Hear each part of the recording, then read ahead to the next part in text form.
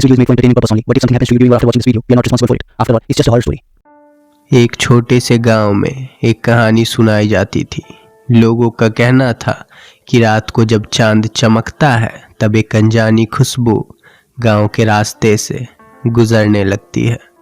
ये खुशबू रात रानी की होती है जो सबको अपनी तरफ खींच लेती है। लेकिन इस खुशबू के साथ एक खौफनाक हकीकत भी छुपा होता है। गांव के लोगों का कहना था कि जो भी उस खुशबू का पीछा करता है वो कभी वापस नहीं आता। एक रात अनिका, एक हिम्मती लड़की, अपने खास दोस्त रवि और उसके कुछ और दोस्तों के साथ बड़ी हिम्मत से निकल पड़ी। उसने सोचा कि ये सिर्फ एक कहानी है, पर वो इस रहस्य को खोलना चाहती थी।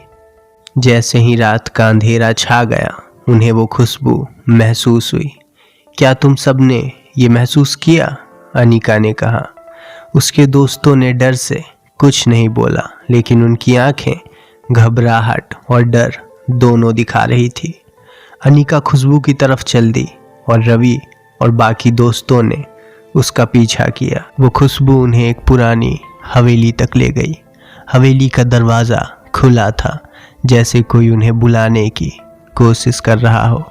अनिका अंदर गई और दोस्तों ने उसे रोकने की कोशिश की, लेकिन अनिका की सच जानने की इच्छा उसे चलते रहने के लिए मना लेती है। हवेली के अंदर सब कुछ पुराना था, लेकिन एक चीज़ नई थी। एक सुंदर रात रानी का फूल महका हुआ था। उसके आसपास खून गिरा हुआ था।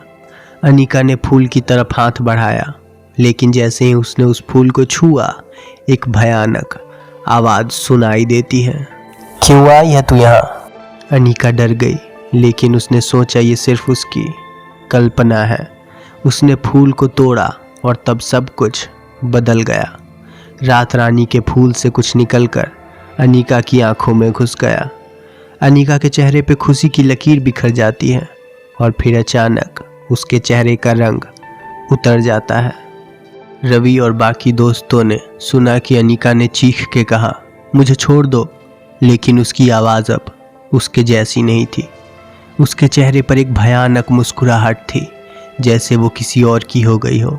उसने अपने दोस्तों की तरफ देखा और वो सिर्फ उन्हें देख रही थी, जैसे वो उन्हें मार के खाने के लिए तैयार हो। एक के बाद एक सब दोस्तों ने भागकर हवेली से निकलने की कोशिश की, लेकिन हवेली का दरवाज़ा बंद हो गया था। उन्हें समझ आ गया कि वो अब नहीं बचेंगे। रात रानी की खुशबू उन्हें भटका रही थी और तभी उन्होंने देखा कि अनिका अब उन्हें और ध्यान से देख रही है, लेकिन अब उसकी आंखें भी मानो किसी और के जैसी हो गई थी।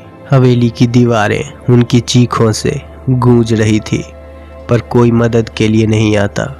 रात रानी की खुशबू उन्हें खुद की तरफ खींचती गई और उनकी जिंदगी उस रात रानी की खुशबू में खो गई।